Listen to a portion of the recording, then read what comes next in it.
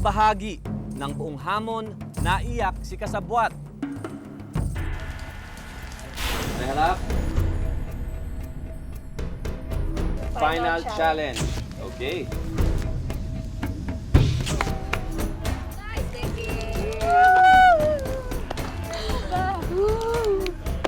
Anong bagay ang binawi sa kanya dahil sa penalty? Wala ka masagot? Okay. Sige lang. May harap. Sino ang pinaka-close co-challenger ni Kasabwat? Okay. See? Okay. Anong bagay ang nakuha ni Kasabwat sa vertical maze?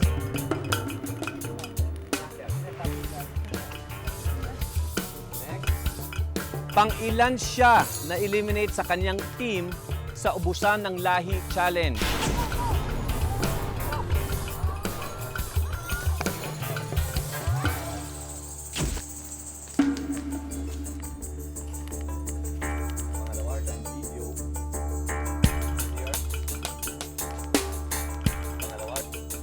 Sino ang dalawang katabi niya matulog sa unang araw?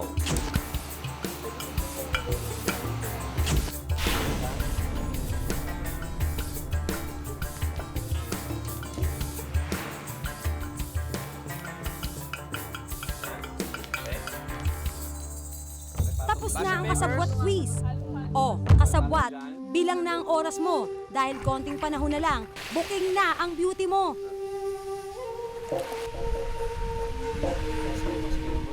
So yan ang first step natin. Isa lang ang pangalan na pipiliin ninyo. Isang litratong kukunin at sasabihin na ito, ang taong ito, ang kasabwat, ibibigyan ng dahilan. Sige Marvin, go ahead.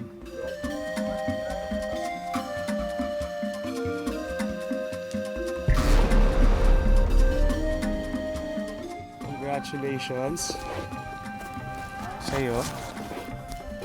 You have reached the final day. So far naman nakatulong ka naman dun sa final day. At on the first, second, third, especially dun sa mga elimination at sa announcement, dahil sa posisyon mo, maraming tao o isa sana sa kanila ang napunta na lang today para matuloy o magawa nila yung mga challenges na gusto nilang gawin at yung rason kung bakit sila nandito. Kumbaga ninakaw mo yung opportunity sa kanila. Perfect example would be Kenji. Kenji, this may be his opportunity to help his mother. Kung hindi ako sigurado sa mga past na voting, ngayon siguradong sigurado ako na ikaw ang kasabwat. Nikki Valdez, kasabwat.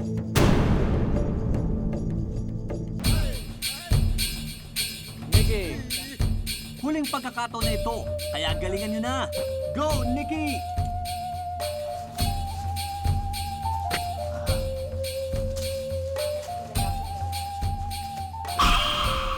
Para sa akin, ang kasabwat ay si Marvin. Ba't siya nag-OA, diba? Tsaka nagagalit siya sa akin. Dahil pinagbibintangan niya akong kasabwat.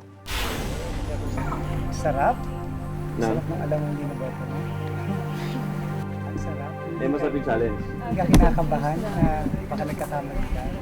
Tagal ah. Marvin, ang tagal. Nag-emote ka na naman Ako doon. mabilis lang. Hindi, may interview. Ako alam ko. Kasi final vote na yun eh. Kaya dapat... Sobrang obvious. Obvious naman. Pag hindi mo isipin mabuti, pakaano mo naman na.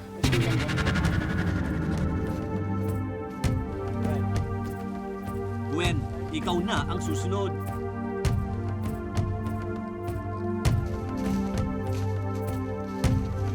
Doon pa lang sa elimination eh. Kumbaga, nung nag-uusap-usap, di ba, na ako alam niya na galit na ako. Parang nag-react siya. Sabi niya, bakit ka ba nandila? Alam ko na eh, dahil nararamdaman niya na alam ko na siya yun. Kahit pa paano, kaya nag-sakripisyo siya, ginawa niya yung best niya. Ang galing na artista, di ba? Ruru!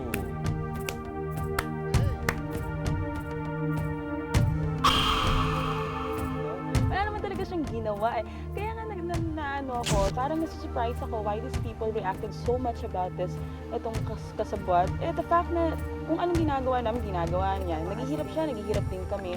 Kung yung mga stuff lang naman, and like Paolo said, kasi sa ulo din naman eh. Diba? Yung parang, hello, hindi naman siya ganun ka-hassle. Before I give my final message, your friends are here. Oh my God! Jean, Polo, Wendy, Mariko.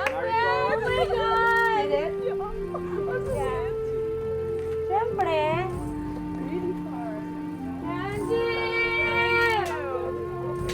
Okay.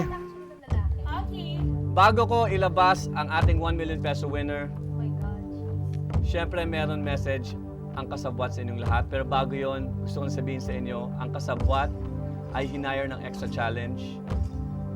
Ginawa niya lahat ng mga bagay na sinabi namin sa kanya gawin. Please don't take it personally kung rinong kayo, kung may nagawa siyang kasalanan, kung may nakuha siyang gamit. sinong kasabwat? Sinong nakakaalam? Sabay-sabay nating huhusgahan. Eto siya. Tayo.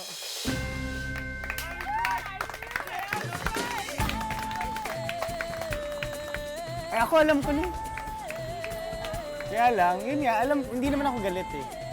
Takot ako kay Gwen. Pasaksakin si Nikki. Kaya medyo maalalay ako eh.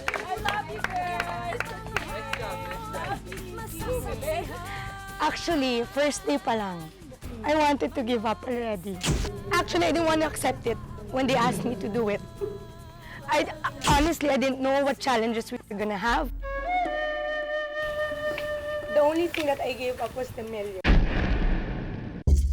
Kapalit gagawin ko lahat ng challenges. At the same time, aarte ako na hindi ako kasabat. So, sana kung nasaktan ko kayo, I'm really sorry. Kasi I was just doing my job. Right? And lahat yun, inutos lang sa akin gawin. It was part of the challenge. And if only you were in my shoes, it's so hard. Kasi hindi ko alam kung saan tayo pupunta. Wala rin akong alam. Pare-pareho lang tayong lahat. So, ang hirap ko man ng pagkain. It's so hard to sleep on I wanted to tell everyone already na ako yun. Kaya lang hindi ko pwedeng gawin kasi ang usapan hanggang 4th day. Hirap na talaga ako. Yung first task was, kailangan ko mabasag. Tapayan eh. Kailangan ko basag. Hirap ako kasi paano ko gagawin yun? Tama si Paolo. Even the two of them, they didn't know. Hindi nila alam. 6 lang kaming nakakaalam. So, hindi ko mabasag. Binuhos ko na lang. Pero inisip ko, ako rin mahihirapan, di ba? Hindi rin tayo makakainom. Right? So, it's so hard, di ba? Second, nakikita ko na, sabi ko, actually, ayoko kumuha ng kahit na Saan ko lalagay ito? Yung jacket ni Gwen, yung long sleeves ni Marvin, kinuha ko yung lesser evil na para comfortable pa rin lahat. Kinuha ko pa rin. Namili pa rin ako ng kaya pang saluhin. Hindi ko kinuha yung the most important thing sa inyo. Third, yung bahay, dapat ako mismo magsasabog, no? Pero nagulat na lang ako kagabi nung pasabog nila. I thought hindi na nila gagawin. Ma'am, Ate, Ano ang bahay? go! Fire! I actually had a lot of opportunities na pwede akong kumain kung gusto ko, pwede akong maglagay ng off kung gusto ko. Marami akong pinadala sa kanilang damit, suklay lahat. Pero sabi ko, hindi ako kakain. Ayokong kumakain ako tapos sila gutom. Alam niyo, gusto ko na mag-breakdown tuwing mag-uusap kayo. Sino ba yung kasabot? Ay, papatayin ko yan. Gusto ko na rin patayin yung sarili ko. Pero I had to do my job, right? I really had to do it. I felt so guilty every time two people would leave. Hirap nun sa akin. Hindi ako nagkukunwari na nalulungkot ako. Nalulungkot talaga ako. Hindi part ng task ko yun. Yun lang po. Sana naiintindihan niyo ako.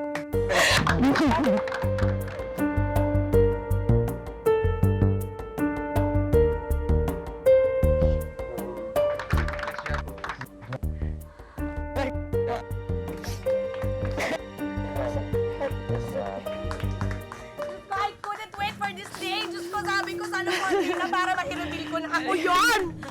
Ang hirap! Grabe! Siyempre, bukod doon sa Hindi maging exciting yung samahan, hindi magkakaroon ng parang bulungan, hindi magkakaroon ng parang yung mga guni-guni, yung nagiging paranoid ka dahil gusto malaman kung sino yung kasabwat, baka iniisip nila ako yon. So because of her, nagkaroon ng parang kwento, kumbaga, nagkaroon ng kulay. At syempre, sa mga binanggit ni Nikki na mga assignments na kailangan niyang gawin, every time na meron tayong vote out, hindi counted ang kanyang vote. Her vote was not counted. It was only 9 people at the beginning voting. Naawa ako actually kay Nikki na kumbaga yun yung trabaho niya, yun siya yung naging kasabwat. But I'm also proud of her kasi ang galing niya. Ako, mali ako eh. Hindi ko inisip na siya, diba? She did her job very well. So Nikki, tapos na ang iyong pagdurusa. Mas para sa amin yung ginawa ni Nikki eh. Mas para i-test kami. Not for her. I mean, anong matutulong sa kanya nun? Wala, kakainisan pa siya, di ba? Kaya nga natutuwa ako sa kanya. Para sa amin. Para mas masubok kami. Job well done, kasabwat! Winner ka, Nikki! Sobra mo kaming pinahanga. Kaya ang iyong mission, kasabwat, completed! Wala akong masabi sa kanya eh. Kumbaga, ginagawa lang yung trabaho niya, di ba? I mean, mahirap tanggapin yun, na maging isang kasabwat. Sama loob ko sa'yo, Nikki. Sama loob ko sa'yo. Inaagawa mo ako ng corona. Galing mo ha. Well, I think I cleared it enough to all of them. Sabi ko sa kanila, lahat ng emotions ko, my relationship, my newfound friends, my relationship with you guys, all the reactions, all the hardship, lahat ng iyak ko, lahat ng tawa ko, kasama nilang 10, kasama nilang 9. Lahat yung totoo. Ito na ang moment we've been waiting for, the 1 million peso winner. Ruru, please stand up. Gwen, Marvin. Siyempre, Nikki, you sit down. Bilang kasabwat, wala nang pagkakataon si Nikki na manalo ng 1 milyon. Any one of us can be the winner. Ruru, Gwen, ako. Any one of us. Kahit sino deserving. Sa lahat ng pinagdaanan namin, hindi mo makikredit sa isang tao eh. After 4 days, eto na. Lalabas ko na kung sinong ating 1 million peso winner. Congratulations!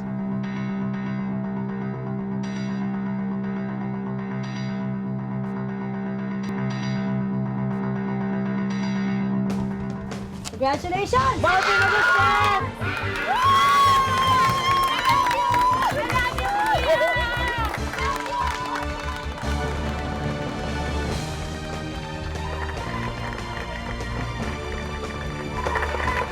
Kasi siya yung gumawa ng lahat-lahat eh.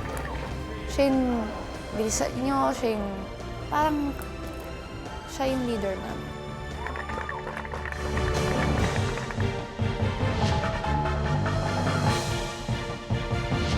I'd like to congratulate you again from the very beginning. Pinakita mo how it is to become a millionaire. He deserves to win. Kasi ginawa niya lahat ng mga challenges na maayos. He was a motivator dun sa show, dun sa challenge. So he deserved it. Hindi sukatan ng lakas lang eh. Hindi sukatan ng talino lang. Lahat yan magkakasama. Nasukatan ng lakas, ng talino, sukatan ng pagkatao. Thanks sa challenge. Ito ay isang magiging memorable na parte ng buhay ko at hindi na mapapalitan pa.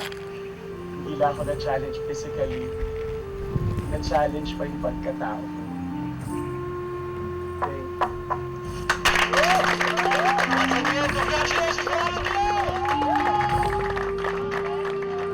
Ang sarap ng pakiramdam. Parang ang nanalong gintong medalya. Parang ganon. Hindi mo mapagpapalit yung victory. Yung premyo, of course, yes, thank you. But yung victory, the process kung bakit ka tinanghal na ikaw yung panalo, yun yung pinakamasarap eh. Okay, palakpakan everybody! Yay! Bibigyan na natin ang cheque. Kalaan nyo ba na napakaliit pala ni Megan? Ito. Yan. Siya ang magbibigay ng 1 million pesos para kay Marvin Agustin. Come here, Megan. Wow! Oh, siya ang owner nito. Ang yaman-yaman niya. Mas mayaman siya sa akin. Congratulations sa'yo, Marvin!